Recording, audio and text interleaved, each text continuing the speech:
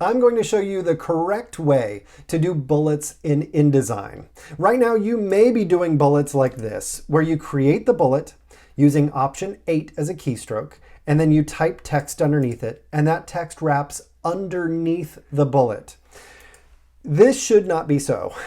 Your text should actually always run vertically clean, and the bullets should hang out to the left. That way it's easier for readers because they don't have to wrap underneath the bullet and stuff doesn't run together. You want it nice and tight. Vertically, bullets hang out to the left, text always stays to the right of the bullet.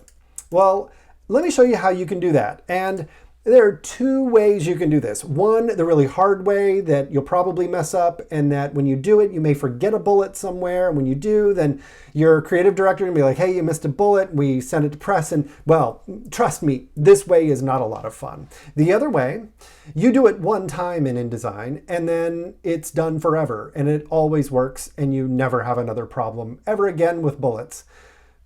Sounds pretty good to me. So here's the manual way to do it. I'm going to select this text. In fact, let me just grab that text box. There we go. I'm going to use the paragraph palette right here. Let's take a look at that. It's got an indent to the left, a left indent, and then it also has first line indent. These two are essential for what we're doing. So I just happen to know that I need to indent this 0p9 or 9 points. 9 points indent.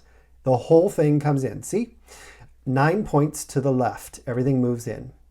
Now I need the first line to actually move to the left. I need these bullets to go over so I can have a nice clean line of text.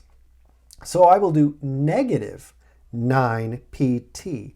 Negative 9 points to move the first line only to the left. See, when I do that, everything is nicely aligned. The bullets hang out to the left. All of the text is aligned straight down, and it looks really nice and clean. Let me turn off any of the text frames. So really nice looking bullets and nice and clean. Now the downside of this one is I did it manually. So I typed those bullets that I have to delete them. Some of the alignment may change when the type size changes, and I'm gonna have to go back in manually and find every single one. So if I have a long document and I've got bullets all embedded, I'm gonna have to tweak those and potentially could miss them. So there's a way to fix this, and it's using paragraph styles. So let me stick my paragraph palette over there, and I will use the paragraph styles palette here. So I've got paragraph styles, and I have another set of text, exactly the same as the one on the left. So I'm going to create a paragraph style, a new one. And this one I'm going to call real bullets. So notice there are no bullets on my text right now. We will fix that. So first off, here in InDesign, indents and spacing shows a left indent and a first line indent. This is exactly like what we did with the paragraph palette. So same stuff. Let's do the same settings. Left indent is 9 points. And then the first line indent is negative 9 points. Cool. Then I'm going to go to bullets and numbering. Notice bullets and numbering has taken my left indent and first line indent and stuck them in there. Right now the list type is none. I want to set it to bullets.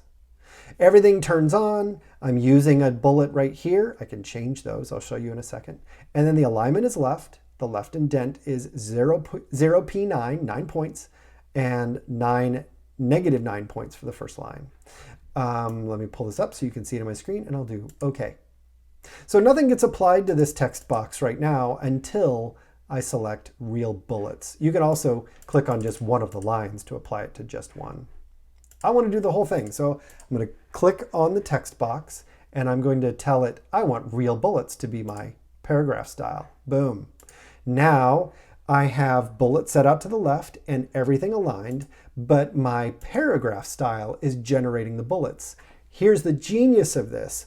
Now, whenever you make a new line or whenever your client wants to make a change, you just have to hit return and a new bullet will be generated, and you don't have to type it. And also, you don't have to make a mistake of not deleting one. Hey, bullet. Awesome. What's really cool about this is I can now go into this style And I can make some nice changes. Like I want my bullets to be, I have preview turned on, mind you. Look at that. So I want my bullets to be these carrots right here. So notice the bullets just changed. I can make them diamonds, I can make them stars, and I can actually add my own by going into glyphs, and I could select any typeface that I've got on my computer. Let's pick this one, which actually Minion Pro is what I had open. That's not very helpful, is it? Let's pick Flat Sands. And Flat Sands has all these characters. Maybe I want to do a checkbox right there. So I've got a box. I'm going to add it and I'll tell it, okay. Notice box just got added and boom, now I've got bullets that have a box next to them. They get shifted over too much though, you'll see. So that means my left indent needs to be increased. Maybe I'll do 1 point.